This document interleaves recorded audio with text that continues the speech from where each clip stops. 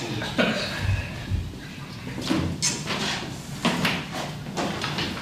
read the script first before we start. Please note that this meeting is being recorded by the Town Council and where possible live streamed on YouTube. Please note that the recording device is sensitive and the live stream will be recorded by third parties. So do not say anything you want recorded. If necessary, I will direct all recording in the room and the live stream to be stopped. But generally, I want to avoid doing that. So we normally record everything except any item taken in closed session. Members of the public may also make their own recordings, but must follow the rules for doing so, including stopping recording when requested. Whilst we do not accept anonymous speaking at a public forum, members of the public who wish to speak but do not want their name published must please indicate this before saying your piece. Thank you. Item 1, apologies for absence. Councillor Cox. Any? No, it's the only one. Item 2, declarations of interest, dispensation. Bless you. Members declare any interest and may add on items on the agenda and agree any dispensations to stay. Sorry, okay. Yeah. Strong water. Yeah. Okay, is there any interest to declare? No? Minutes of the previous meeting. Approve the minutes of the meeting held on the 20th of May 2024. Can I propose a seconder for me to sign these to the true record? Councillor Smith? Opposed? Second, Councillor Brady. Thank you. All those in favour, please show.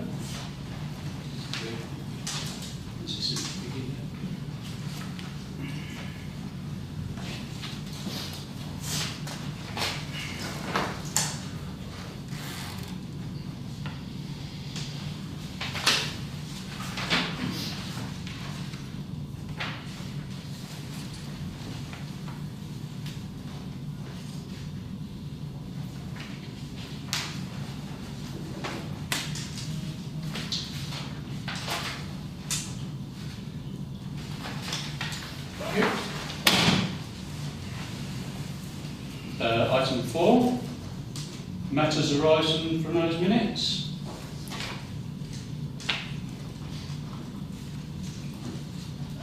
Councillor Andre. On the last page,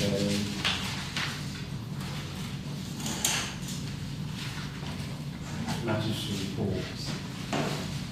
The town clerk to the rights of somebody to ask if they attend a meeting. We had a response yet. No, I haven't actually done Sorry, Sorry, we've both been on annual leave. So I'm sorry, I don't wish to imply anything else. No, that's okay. Thank you. it will be done. Thank you. Next page, please.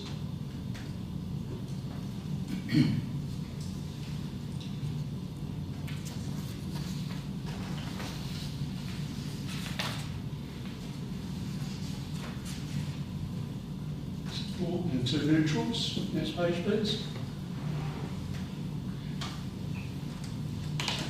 And another neutral. Thank you. Item 5, for members of the public to speak on planning matters other than the applications before the committee.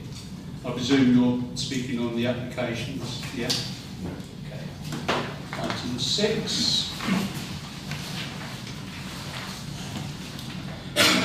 To consider planning applications to West Suffolk Council, I will invite members of the public who wish to address the committee in relation to a planning application to speak ahead of the committee, considering each application in turn.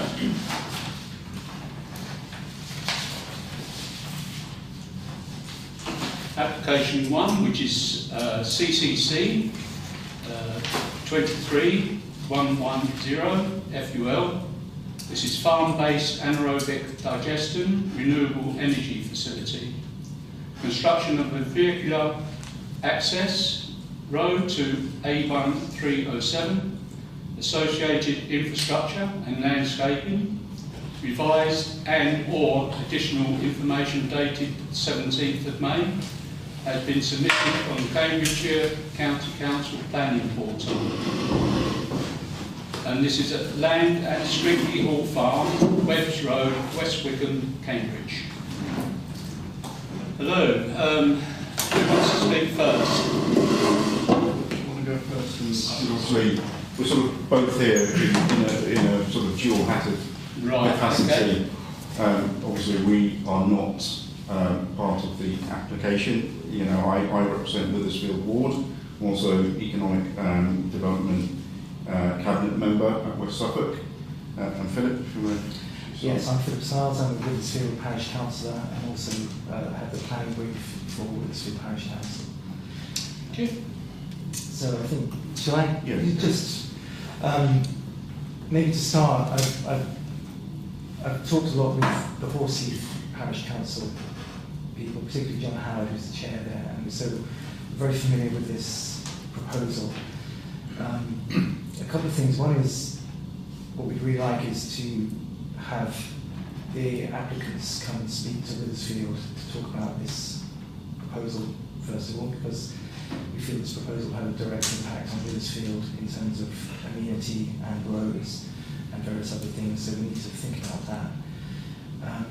I think also with this, we need to think about the benefits this plan will have.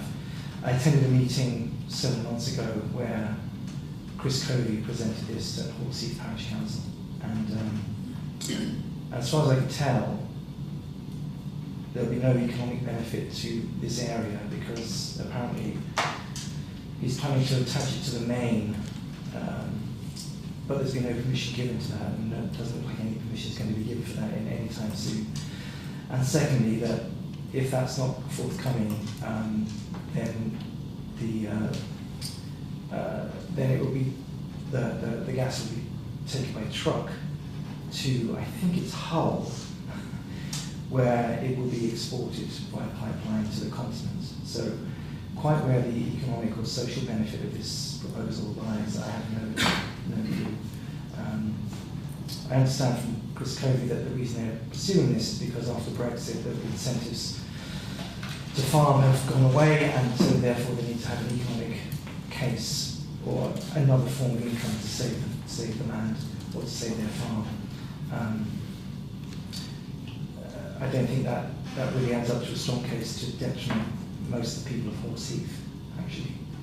And I think the road system, it's all very well having an access road into the A1307, but as they state, if they're going to take all their food supply for the anaerobic digester from 12 kilometres radius, then certainly some of that will come on the 1307, but probably a lot will come through Horseheath Village and probably through Withersfield Village as well.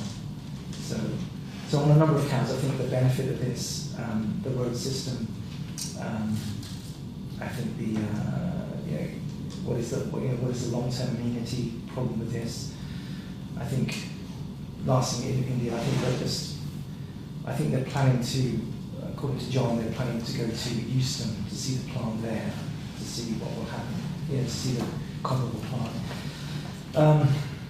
Both India and I have been to Euston, and we know that actually when you go there, they try and sell it as a great amenity that's quiet and not smelling and etc. And actually it's quite the opposite. It's very not quiet.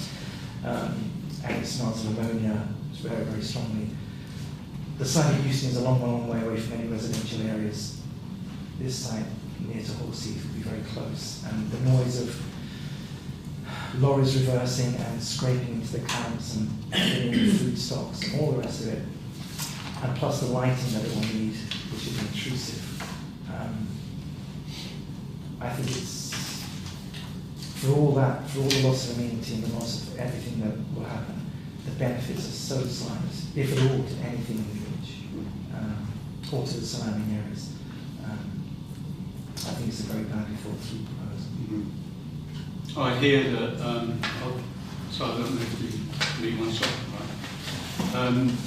I hear that they're using, or I don't hear, I saw in their planning application that they're using manure as well, Yes. good point. which is very smelly. Yes.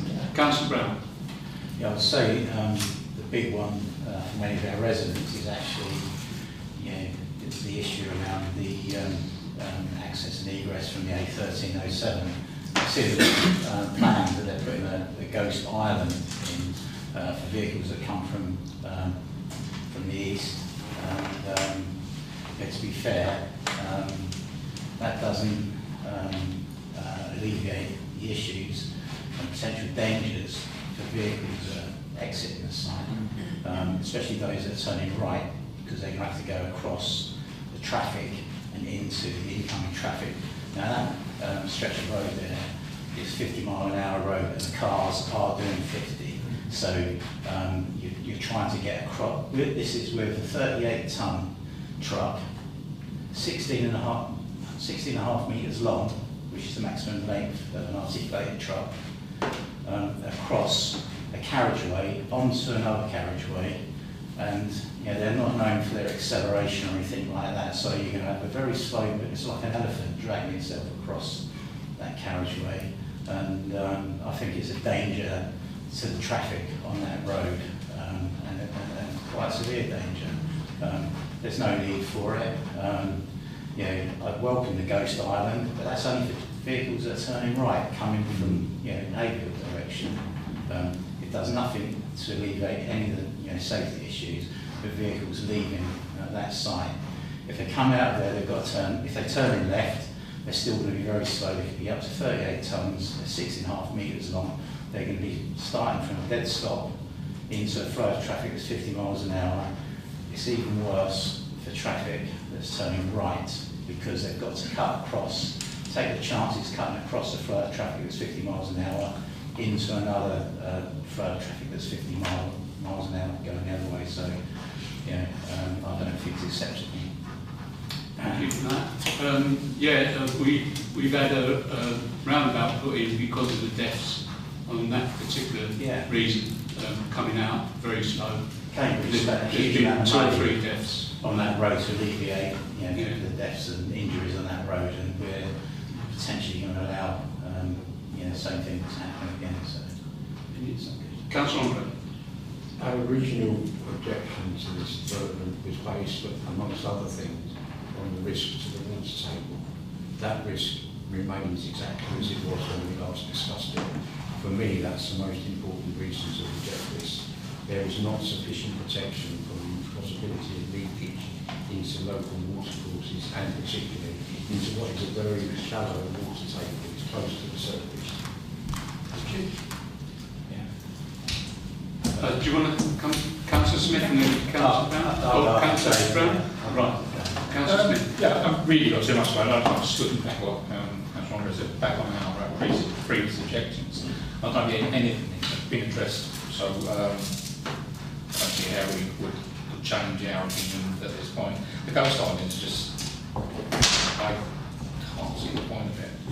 We've had this islands in different parts of the district, and I think they're just dangerous.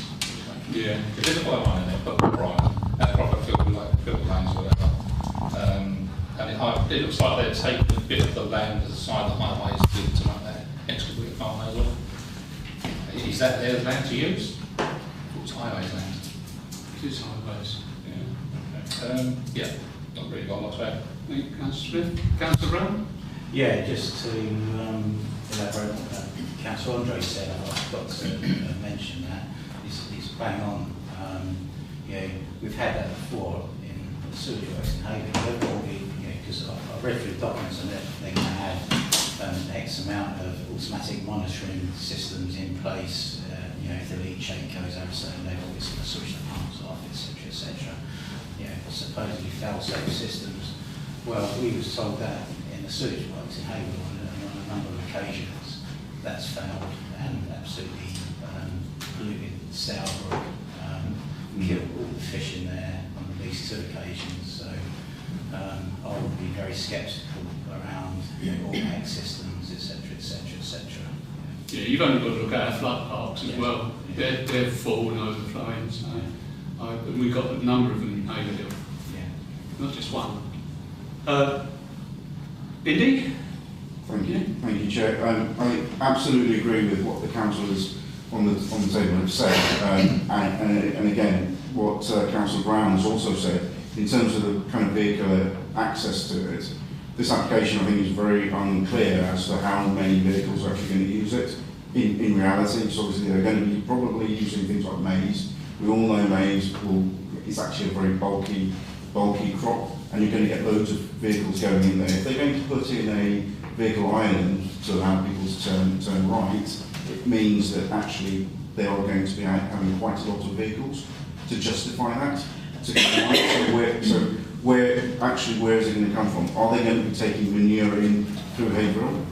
Don't know. Are they going to take other maize crops through Haverhill, which is going to have a massive detriment on the traffic flow?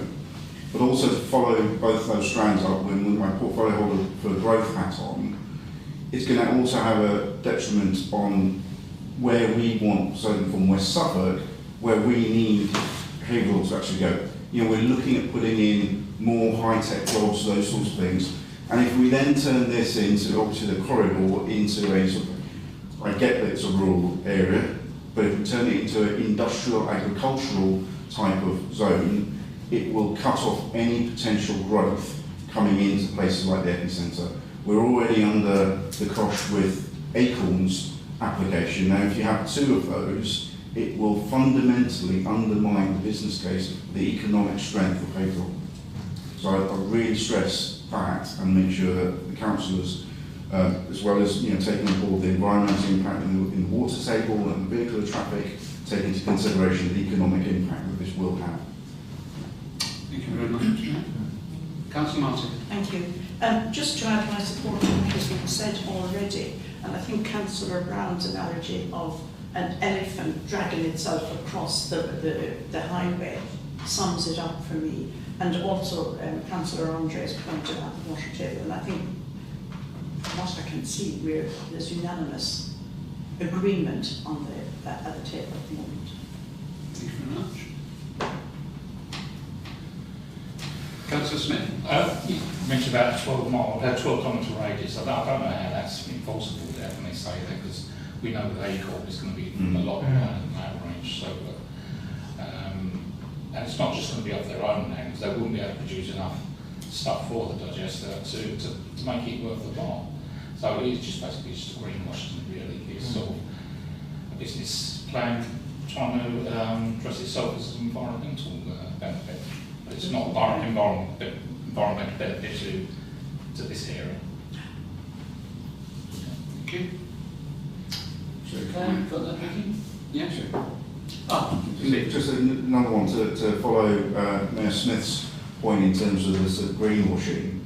This is going to be producing methane, and it's using it might be maize and obviously chicken manure, which is going to be put in a digester anaerobically to produce the methane. Methane is known to be more potent as a greenhouse gas than carbon dioxide. It's between 4 and 28 times more potent than the carbon dioxide. So any leaks that the site will have, and there will be leaks on there, you're actually putting in something which is far more detrimental than the carbon dioxide that's going to be burnt by just a fossil fuel. And once you actually burn the methane, the resultant emission is carbon dioxide anyway. So this would not be moving away from having greenhouse gases in the atmosphere.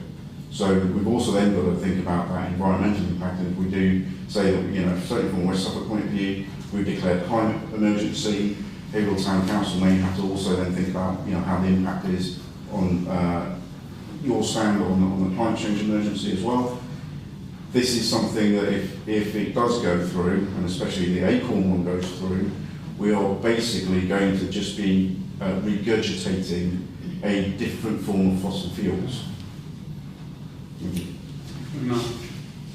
Okay. Any more? No? Can I have a proposer then? Councillor Brown. Yeah, I'd like to propose objection on the reasons Thank you. Can I have a seconder? Councillor Martin? Okay. All those in favour, please show. That's unanimous. Thank you very much. Thank you. for your attendance. Very interesting. Thank you.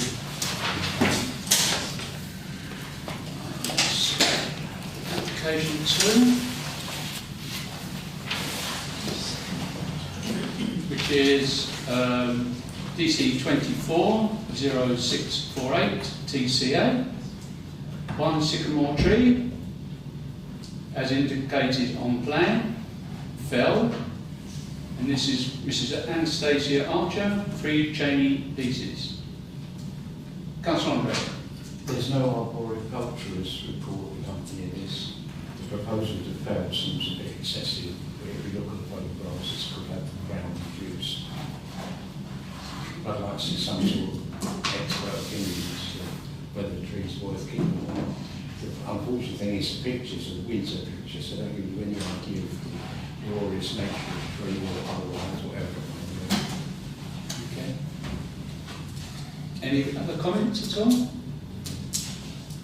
No? Can I have a proposal then? Councillor Andre?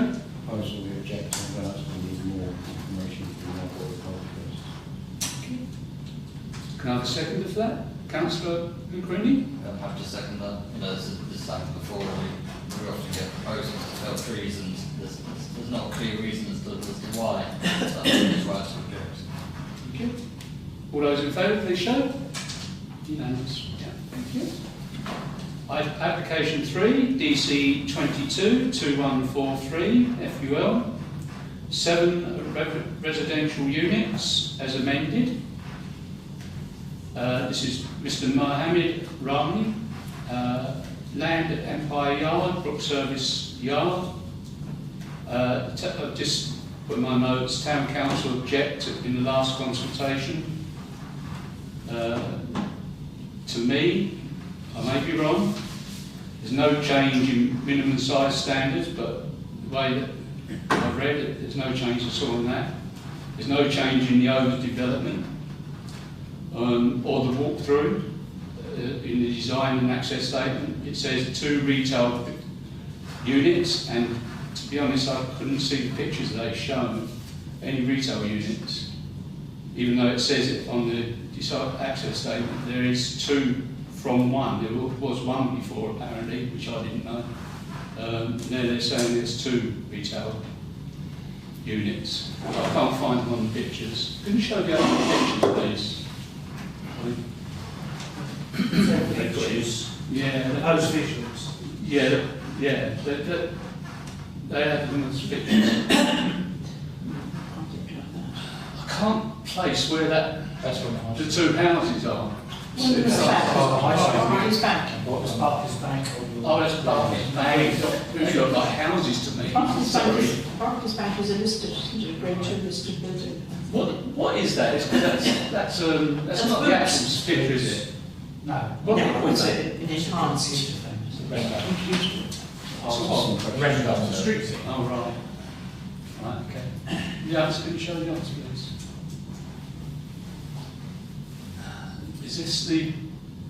Is this the front back? Is this the car That's park? from the car, yeah. Yeah, because there's cars there, right? That's the unit. Well, wasn't the shops going there? Yeah, they are. Right, so is that the one on the right? It's 2 shops? Okay. The 2 shop units are facing onto the walkthrough. Oh, right. Oh, that must be down there then. Right. Okay, thanks for that. And the last one. Top. Okay. Any comments on this, please? Ah, sorry. Councillor Burns. Okay. Some of you may know I dealt with this application for the previous owner, and it took him 14 years, 9 planners, and various other things to get the plans through, which was for 4 flats and 3 shops. This is probably a little bit better than the previous application. However, now the 2 shops that you're talking about, as has been stated, is basically in the walkway, they're not facing the road, which was the original plans. There is no parking, but there wasn't any parking on the previous one because I argued the toss with Suffolk County Council highways person at the time, because she was saying, oh, it needed parking and everything. I said, you're about 5 yards from the public car park, which, you know, could have a lease agreement with them. As has been said, it is a grade 2 listed building. Barclays Bank all the way down, including the old Hearts Motorcycles place, because although the original building, the main building on the high street is grade 2, but by association the rest of it is grade 2 as well. So I sent a note to the planning officer over the weekend because one is there are no plans, it's just a design and access statement, and it's a fundamental change from the previous. You know, I don't know why they didn't go through the application, to be honest with you. The planners at Bury have not told any of the neighbours about this. So number 39, which is Barclays, 41, which is Boots the Optician, 43, which is Griffiths Jones, none of them know about it. So they haven't quite do that. Few visuals, as I said. There's no mention of the requirement for an archaeological investigation, which was a condition of the previous application. There's no mention of any comments from Conservation, who were very vocal on the previous application about the effect of any building, and it doesn't matter what it was, about the effect on the grade 2 listed building behind. One of the things about the previous application was it was going to go to 3 stories, and it eventually went down to 2, in the ground, first and second, because of the effect on the building. And also, and I said to him, whilst it's not materialistic reasons, or from a planning point of view, is, for example, the brick wall and fencing to number 43 on the bottom left-hand corner of that there is not owned by the applicant, and also the red line area on the design and access statement shows them owning, in theory, all the way up to that yellow brick wall on the left, in the middle left there, which is Boots the Optician. And most of the footway, they don't own it. So they appear to be, and the other thing is that the Boots the Optician, the landlords of the building, and by inheritance the opticians, have right of way to drive onto that land and park their vehicles there, and onto the concrete area which is currently behind that yellow bit there. So the design system doesn't mention anything about that. All it says is, oh, we're going to have pedestrians in, but you're going to have pedestrians and vehicles in conflict there. You could argue there is today, but it's not a formal walkway. In about 2002, I think it was, St Edmundsbury at the time wrote to the then owner saying, would you agree to us allowing us to have this as a walkway across our land, across your land, because it was a direct entrance from the car park. And so we want to redesign the car park so that it becomes a thoroughfare. And he said, yes, that's fine, but on the basis that it's, if it does become a permanent walkway, we'd have to design a building over the top, which is, of course, is what's happened because the previous application didn't have, designs didn't have that.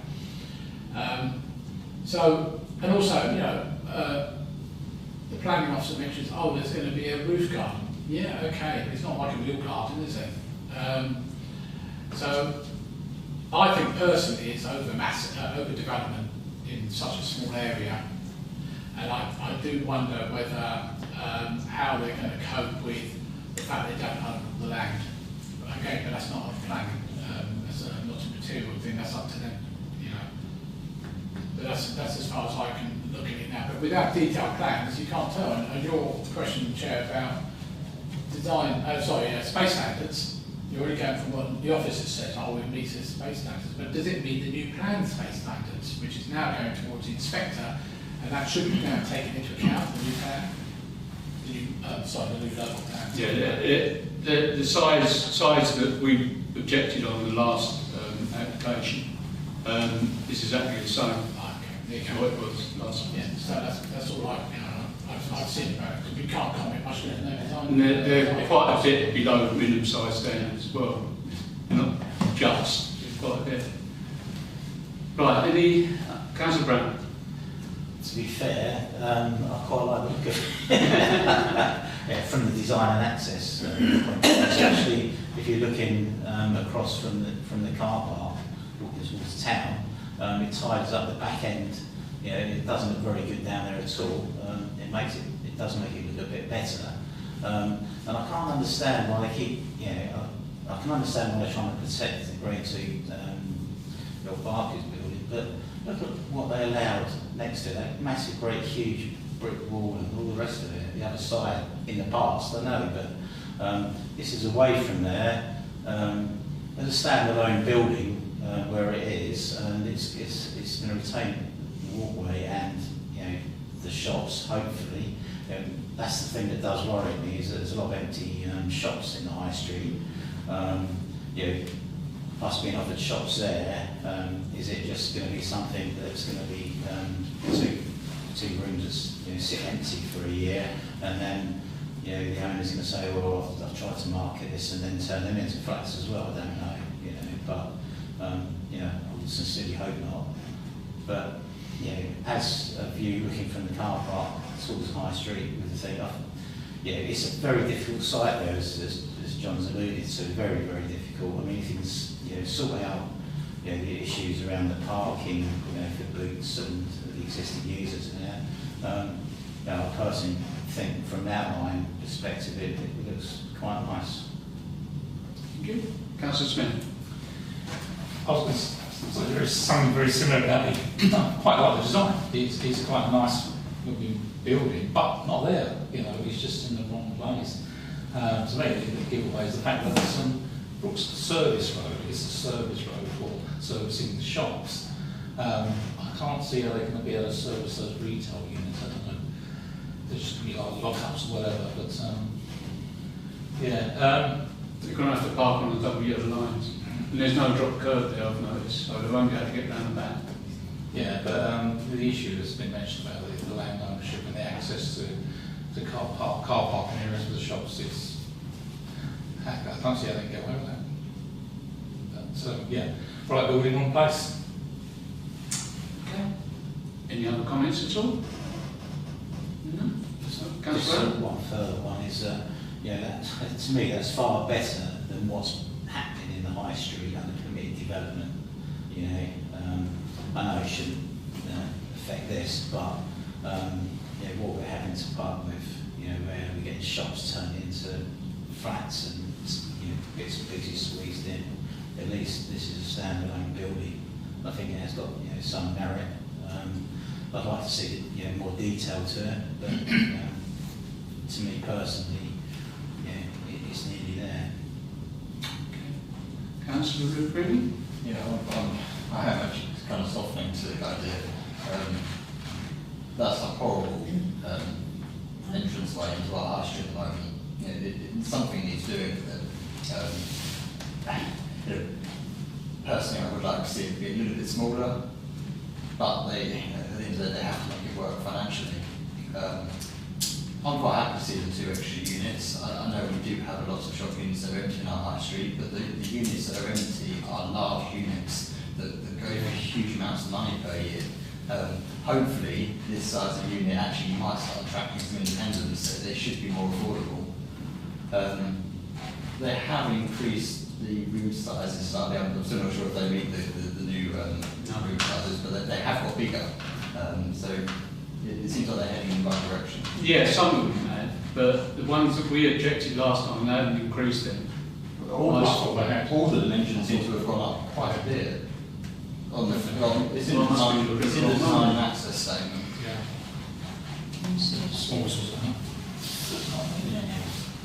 You see it, yeah? Because they actually give the sizes of them. One was, I wish I put it down. no, it's go down. Is it bottom right, is it? So it might be left. So I've got it on the design and access statement. It says. 39 is too small. Well, for a studio. Is it? Yeah. One Yeah, well, 38. But there aren't The- studios now, are there? There's five. There's still 8 bedrooms. Yeah, 4 times 1 bed, 4 times 2 bed. So on the design and access statement it says 2 times 1 bed, 2 person, 51 metres squared. 2 times 1 bed, 2 person, 53 metres squared. 2 times 2 bed, 3 person, 65 metres squared. And 2 times 2 bed, 4 person, 71 metres squared.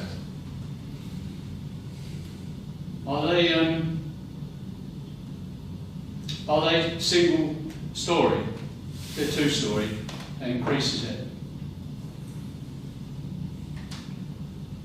The bedrooms might be upstairs, and they're supposed to have lounge downstairs, which is 2 story. I think what you've cottoned onto that, the fact is there's no real other than the design and access statement, there's no real detailed plan to this. And other than what's in the design and access statement. No, that's the separate drawing, amended. Yeah, there's drawings on Yeah, the... but in the design and access No, statement. no, there's separate drawings on the planning board. No, look at the date on them.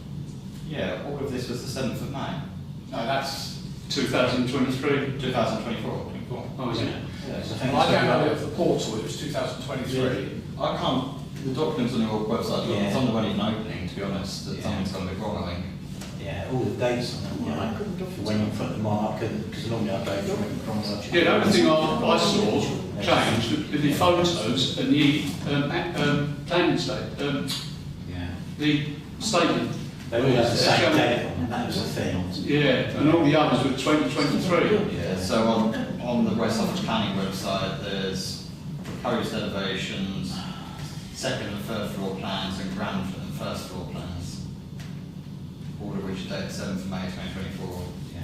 See, if they're 1 story, that's correct, 39. If it's 1 story, but I thought there was 2 stories and 1 bedroom ones. Because it is a 2 story building, isn't it? Okay, can I, sorry, Chair. 2 on 4. They put them on there today, those ones. They were not there yesterday.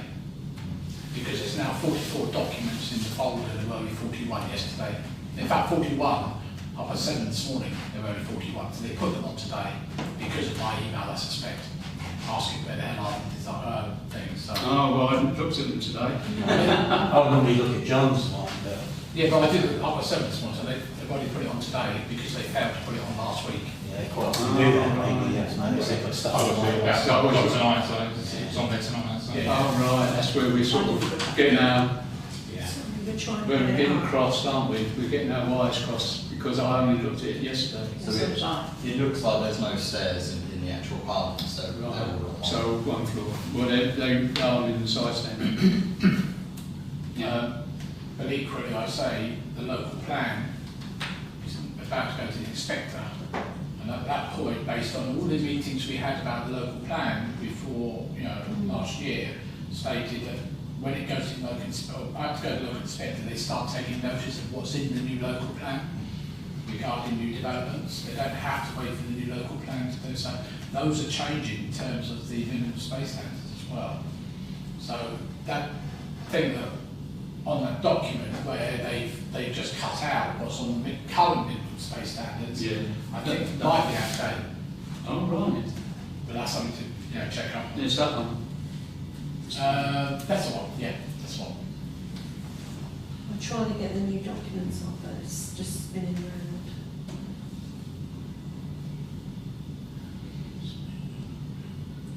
So the planners can legally object to a plan now because it doesn't reach. That's what they told us, that's what, and that applied when It's a certain amount of weight for something the like that. And that's what they did with Vision 2031 as well, all that sort of stuff, when it's got to the inspector, yeah. But carries a certain amount of weight, doesn't actually, isn't that defined in law, is it? It's surely it's Oh, got no, to be because lawful. this is defined by the NPPF, it's not by the council. Right, okay, the inspector of the 2 on 4. facilities. yeah. I have emailed them to you, video from. Thank you. Maybe I'll try. Yeah, unfortunately, I've been down here since 9 o'clock, so I haven't been able to update it, so. Well, I think you use the definition. I'm glad you two done it. Well, at least Chair, I mean, the best thing is, she hasn't answered my email, but at least they've updated They've updated, yeah, thank you, John. That's exactly the same. No, there was a debate once, and I'm sure. Wasn't it? Yeah, I don't want those up, Colin. I think they are. That's the same as John's got, the same. It's definitely not what's on John's one, though. 724 or something. Yeah. I know, it's different. Yeah. Same numbers, but they've amended them.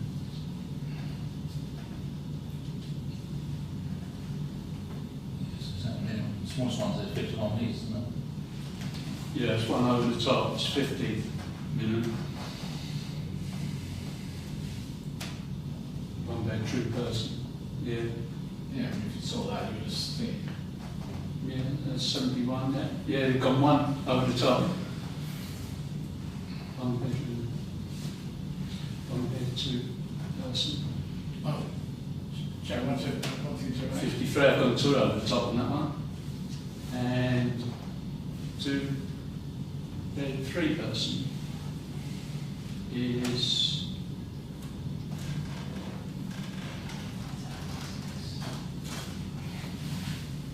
three, I don't know what that one is, three person, 65.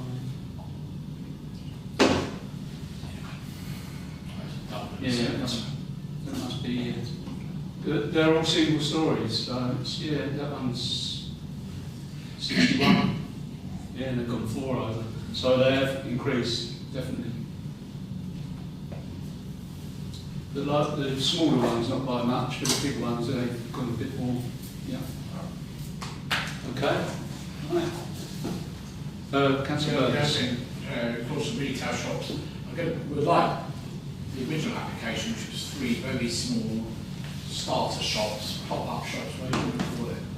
My only concern about those shops now, they're going to be in total darkness under a canopy, no natural light in those shops whatsoever.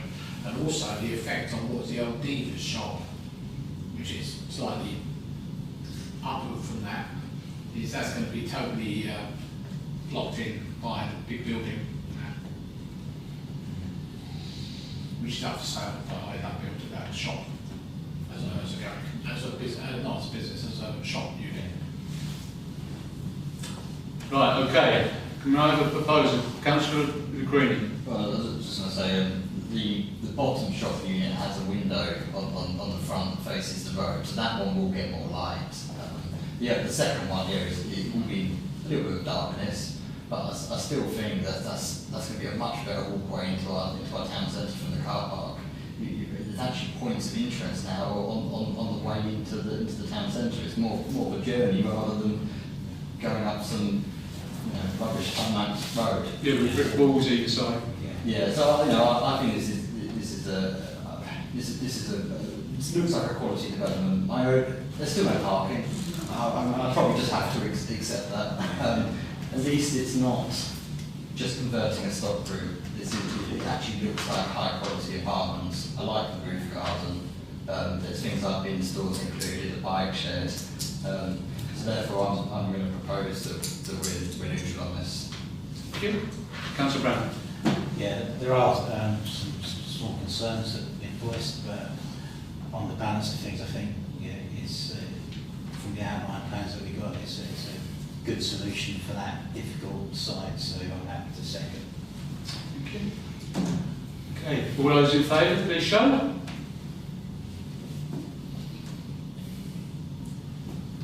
Carried overwhelmingly. Thank you very much, everyone. That's the last one, isn't it? 4.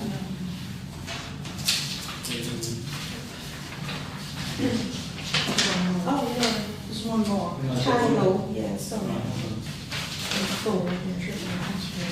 Sorry. Application 4, which is DC 240651, TCA, trees in the conservation area, notification. See tree work schedule, and this is Mr. Richard Clifford, 1 Cangle Junction, oh yeah. Councillor Smith and then Councillor Andre. Well, there's 2 matters fairly, and they are sort of like invasive really. One's self-seeding, one seems to be run out of another bush already, so, and the rest are producing ground. I don't think we've really got a problem with this. Councillor Ron. This is a specimen of how these trees exhaustively requested proper expert information, a full schedule of all the works, and nothing in that schedule seems excessive or unnecessary. I think we should support this, or at least Any other comments at all? No? Can I have a proposal, please? Okay. Can I have a seconder? Councillor Andre. All those in favour, please show. Yeah. Councillor Martin, you voting? No, sorry, I did. Oh, you did? Right. I didn't see it. But someone's back to you, you should go down. Well, that's, Yeah, I think that's quite good. We've been overwhelmed on every vote, yes, which is good. Thank you. Item 7, matters to report to enable members to exchange any urgent planning matters. Councillor Brad. Just an observation, really. A service station that's getting converted partly to electric EVs. We warned about the dangers of having the fuel tanker in, and they wouldn't be able to get access into there, etc., etc. Today there was concrete lorries all lined up. There was the fuel tanker there. It was blinking chaos. So, you told them so. We told them. Unbelievable, isn't it? Chairman, I had this from a member of cabinet about signage on Queen Street. Shall I read it out? Yeah. Right. There's, So it's just to ask whether they will, the council want me to send it with that to the right. This is an email to come in. Sure, I'd say so. From Ernie Goody. It is my understanding that shops need to get planning consent for shop signs. I haven't seen any application for the tanning shop in Queen Street or the new supermarket in Chantry, where the YMC was, who also has a bus stop style sign. I just thought I would bring this to the planning committee attention. Vicky wants to know if you agreed to her to send this to planning enforcement. Well, I sent it to planning enforcement. Oh, you did? And then they sent a form to me, so it's just whether you want me to follow that up or you Right. It's a form. Sorry, Chair. I had a phone call last night from somebody, I didn't say who they were, asking about the opening hours of the new shop on a Sunday. They said that it was still open at 7:30 last night, and they wondered if that was correct. Have you got any, could you find a planning for this? I don't know. When it came By through? Sunday. So, yeah, they were concerned, are they covered by Sunday trading rules? Councillor Crenny, you might get to I say. don't think it'd be a planning application, but it would depend on their square footage as to Well, it whether- does, yes. Yeah, I think it's anything over 280 Yes, square it's metres, square I think. footage of retail space. Yeah. It depends on their square footage of retail space. Yeah. I wouldn't know that checking, but. No, I'm not sure. I don't know either. Councillor Burns? Yeah, I'm not going to query, I can't remember the figures, what it is in meters and footage. I can't remember what I remember it was in footage, but Yeah. I think it's over 1,000 foot. I think you've got to do something. I suppose my question would actually be on that business, and also another one just up the road here, is whether they've actually got relevant planning class to sell food.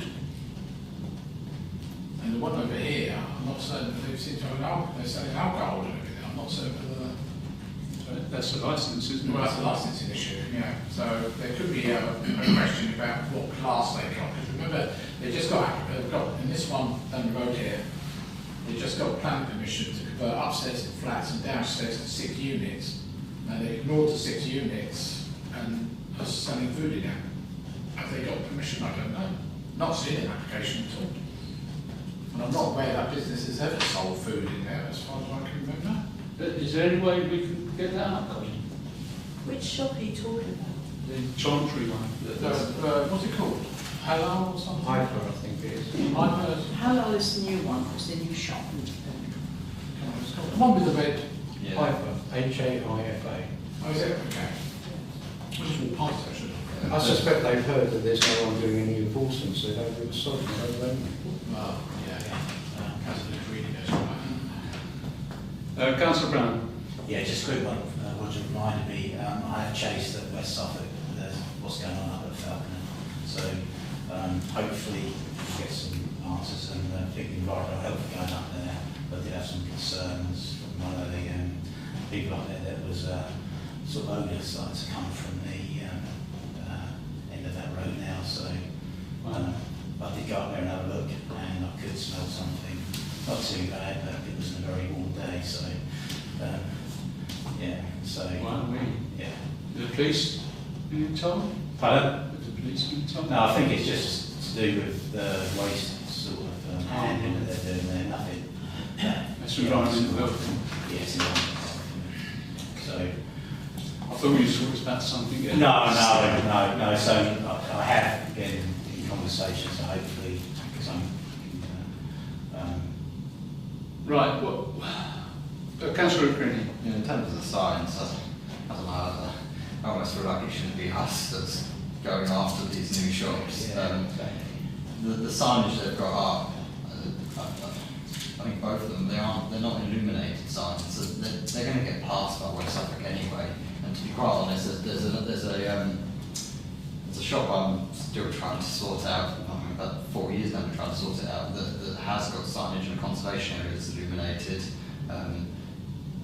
Using an entrance door that was never passed the permitted plans, building over the car park. Enforcement could not care less, to be quite honest. So there's almost no point. But I don't think it should. In this case, for such a minor issue like signage, especially when there already was existing signage on these shops, I don't think it's up to us to go after to get the enforcement to take action. Okay. Councillor Smith. Sorry. No, that's right. Yeah, it's taken me a minute to find out who you are. Who are you? I don't know. Sorry. So are we talking about A-frames, aren't we, on the high street rather than? No, I think what they're saying is that they've put new actual physical shop signage up above their doors, and that every time they change it, they're meant to go for advertising consent. Okay, gotcha. So I was going to say, Kevin, so. One of the questions about Queen Street. Of course, Queen Street is a conservation area, but also there's a Queen Street shopfront scheme, which all businesses in Queen Street have to conform to.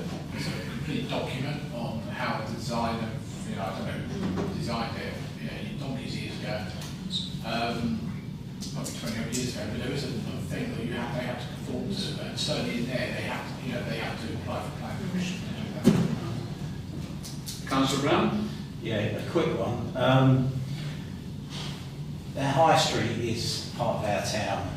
I think really as councillors and people, we should be going down. If we notice a new shop that's opening up or whatever, sometimes they're not from around here or not even from this country or whatever. I think we should go in and just either say hello or try and offer them some advice or some help. That would go a long way.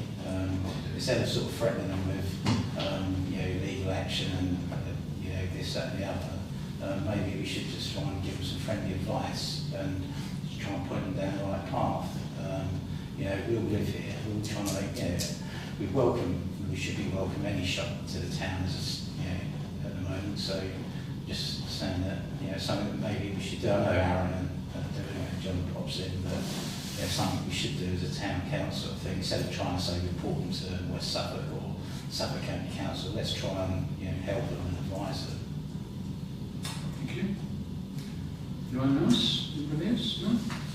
Councillor Green? I was going to say, things like Queen Street, I know it's a conservation area, we have that document, but there's a lot of shops in Queen Street that could do with a bit of TLC. And that's not always down to those that are renting the shop, sometimes it's down to the landlords not doing their bit. But it's nice things like that new shop down there, that they have invested some money in the building and smartened it up again. So, I'm happy to see that kind of investment. And if West Suffolk have a problem, it should be West Suffolk that actually just comes down regularly and sees what's going on in Haverhill.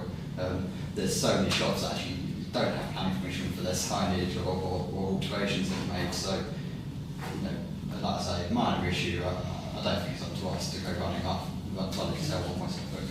So I won't fill that form in. Chair, just for guidance for officers, so what do we tell that member of the public? Public, yeah. So we tell them that they can call West. Well, I'll have a vote first before I do that. But just make a point that you can't pick and choose how it works, whether it's friendly advice or not. Either planning regs or planning regs or not. Picking and choosing which ones you can turn to those items. How does that work when somebody 3 doors down has exactly the same issue and you take exception to it and they point to the one that you say, oh, it doesn't matter? Yeah, that's a good point. Councillor Brown, then Councillor Can I Ridley. just come back? Yeah, it's not about it's trying to help people give them the right advice. We all know that we need the consistency. Yeah, we need consistency, but I'm just saying that we should be erring on the side of helping, not going down there with the stick.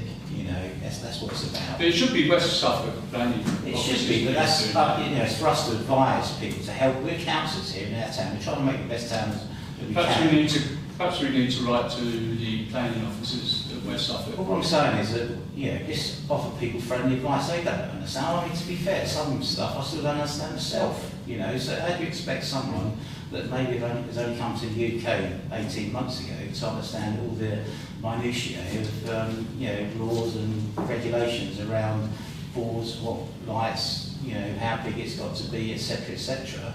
You know, there are people here that do understand that. You know, just give them some friendly advice and say, look, you need to apply for that. You know, if you want, I can help it. You know, that's what we should be doing, not sending someone down. You know, obviously if someone's frowning or, you know, really flouting something and totally ignoring any advice, yeah, I can understand that. But yeah, we're trying. The high street's changed. You know, we want to try and welcome as many people into the high street as we can, not frighten them away.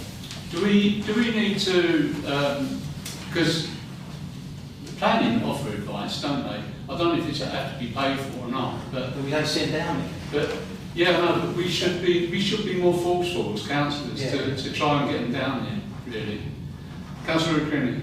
Yeah, I agree with Tony. I think as councillors, it is up to us to also go in and introduce ourselves. Businesses like it, especially new businesses, and to give them some pointers. But also, we do have an economic growth team at West Suffolk Council who should also be coming to Haverhill and meeting these new businesses, and they don't bother. You know, they barely bother coming here. They do a shop survey, but they send the apprentice down basically to see what shops are still left here. So I think West Suffolk could do more. It doesn't need the planning department to go and give advice. It should be people like economic growth. In terms of how we respond to things like this, I feel like we've done the right thing. We forwarded that email to West Suffolk Council. West Suffolk Council have a copy of that email now, so if they were that bothered, they'd go and do something. But instead they sent the form back to us, which basically tells me they're not that bothered. I think in that case, if they send the form back to us, we send that form on to the person that sent the email in the first place, because they're the one making the complaint, not the town council. So I think they should fill it out if they're that. They copied him in as well. Yeah, I think that's, from my point of view, I think that's enough. Councillor Burns. Yeah, I mean, this is no difference to what's happened to the markets and things. There's no joined up thinking between departments of the council. You know, we talk about maybe being a planning issue, the council is really dead right, it's also an economic development growth issue. Could argue about things like, if they've got appointments about deliveries and stuff like that, about from a parking point type of things, what you should and shouldn't be doing. There's no joined up thinking, so each department is so insular, and it's still the case even today, that they're insular, that they don't talk to one another. And I've had this with licensing as well, I've had to report things, I reported to licensing, and I said, can you tell Growth or whoever else, oh no, I'll leave you to do that, they say. I said, why don't you just talk to them about it, explain the situation? It's not your job to do. No, exactly. Or, See, the thing is, it's all right for them to say, oh, you tell them this and you tell them that. But we're not experts. The experts are them. And that's the We might be telling them, we might go in that shop and tell them the wrong thing. Yeah. That's my fear. So that business, whichever business it is, who maybe wants to start or has started up, you know, either legally or illegally, or the shop signs and everything, they should be able to go to West Suffolk and get advice. Yes, they might go to them and say, oh, it's planning thing, you might need a planning application, you know, advertising application or anything, or you can't sell food or whatever it might be. But they should be able to do that. But I know from a fact from businesses I've spoken to and tried to set up, it's just a big barrier. There doesn't seem to be any call down. And Chelsea right about the, you know, the. No wonder we're not getting shops in. Well, it's not that, it's everywhere's the same, but you know, Councillor McGreev's right about the apprentice who creates the report that comes out every month of all the shops in the town. I used to get it, and invariably I had about 30 corrections every month to go back to them there. And they said, oh, it'd be great if you tell us about all the changes. I'm thinking, no, it's your job. This is what you're being paid for. And I think this is one of our problems.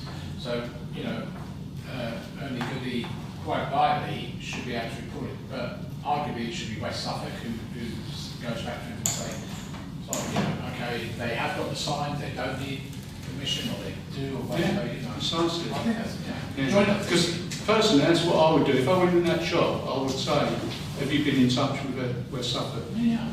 You know, the growth and Well, plans. as soon as they register for business rates, the Economic Development Growth Group should be onto them and say, how can we help you? Doesn't matter. Okay. Right. Any other comments at all? So where are we going with this, Mr. Goody? Councillor Finley? You want us to vote? Yeah, I feel we should. Well, I propose that that we return the form to the person making the complaint. It's up to them to fill that form in and send it to West Suffolk Council. If they don't, we can also go back with some kind of wording that if they feel that they don't get a satisfactory response from West Suffolk Council, they could ask us to assist further. But in the first instance, I think it's up to them. So how detailed is this form then? What's it involved? Is it like reams and reams of paper, or is it just a matter of asking half a dozen questions? I think it was quite detailed. It was, it's somewhere, if you scroll down.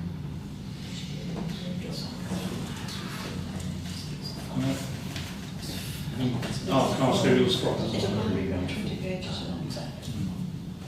No, it's from the force on there. What's that one?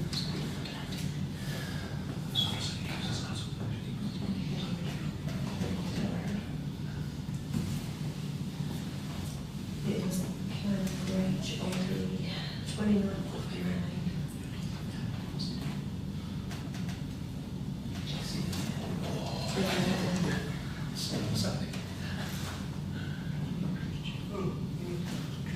Who's that from? Sorry. Councillor Smith wouldn't know who it's from. Maggie. Maggie. Yeah, if it's that one, it's quite a simple form. I didn't look at it, to be fair. I thought, because I was going to ask if you wanted to carry on with this. Yeah, so the only thing maybe to find out after. Yeah, it's to start filling it in. Yeah, it doesn't ask you that many questions. It really is just the address, contact details. Then you have to put in a little bit about why you're making that complaint. I think just so they can log it, so they've got an official record that somebody's made that complaint. That's what it is, isn't it? Yeah.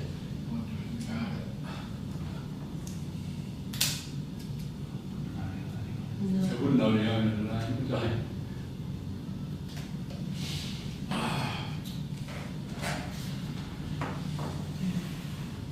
I think if we've been asked by a resident if we can do that, I'd absolutely.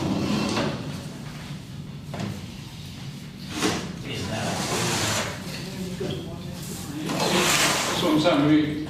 Did you say it's up to? Sorry? Did you say, I didn't hear what you said? I said if a resident has asked us to do something as their representative, you know, I don't see why we can't do it. If it's just a simple form. Councillor Andre. We're the town councillors, this isn't our area. We've got people among our number who are district councillors. They should deal with it. We just pass it on to district councillors. That's why I don't know where it comes from. Maggie.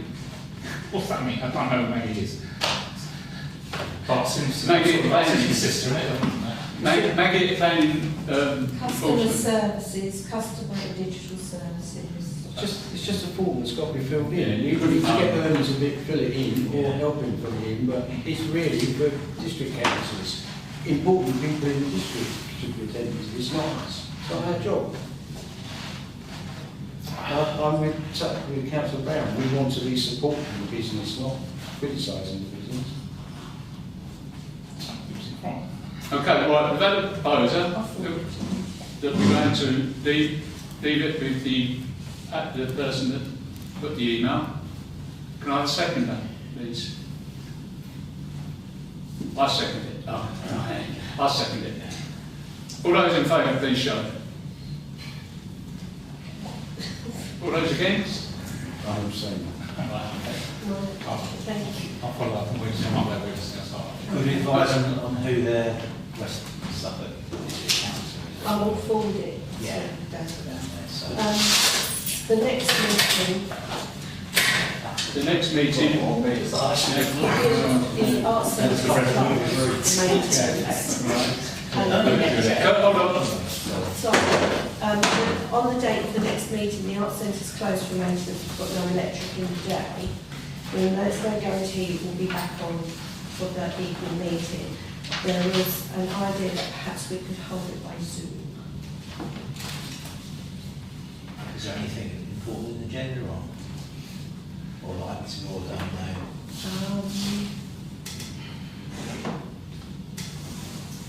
I can't remember offhand. I can have a quick look if you want to. I've got 2 applications coming already.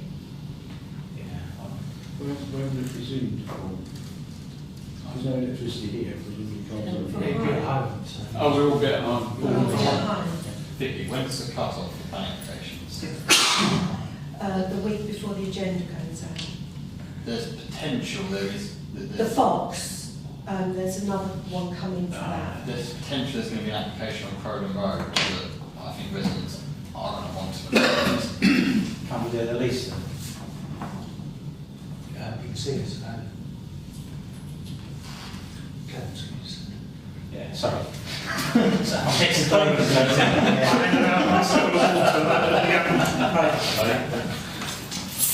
if the clearance is available, you'd like it there? Yeah, if it's a major application, it's people. You never know who's going to come in through that door, see? Yeah. Right. The next meeting's on Monday the 17th of June at the... I presume you're all in favour of that, aren't you? Clements. Yeah. If it's available. Yeah. Is item 9, which is closure. Thank you everyone for coming. Not time. Oh yeah, hold on. That's just reminded me, sorry. It's 29. It's not closed yet. Going back to matters report, I was walking past the clock on Jubilee Walk, and all 3 of them say 1 o'clock, and it's been, when I last walked past there, it was around about 1 o'clock, so I thought it was okay, but they've all the clocks have stopped, same as this one here. The clocks were stopped in 2019. And they don't move. Oh, right. So you're the first person to mention it. Well, I'm tempted to say something. Well, I've walked past it before, but it's 1 o'clock. once a year there's a Facebook post about it that does gain quite a lot of comments, but So is it too expensive then to The mechanism's not reliable. We can fix it and start them again, but to be perfectly honest, nobody notices that they don't have the right time on them. If once a year somebody points it out. well, and I have asked the question on that post before, if people like us to spend money, and the answer was actually no. Could we just put it to 12 o'clock? So Well, yeah. I'm not entirely sure why they're one day shifted forward an hour. Well, they worked at 12 to show that they weren't actually operating. Correct twice. Well, they're correct twice a year, yeah. Twice a day. Twice a day. Right, okay. If it was a bus service, it would probably be important, wouldn't it? But it isn't. Okay, thank you very much. Thank you all.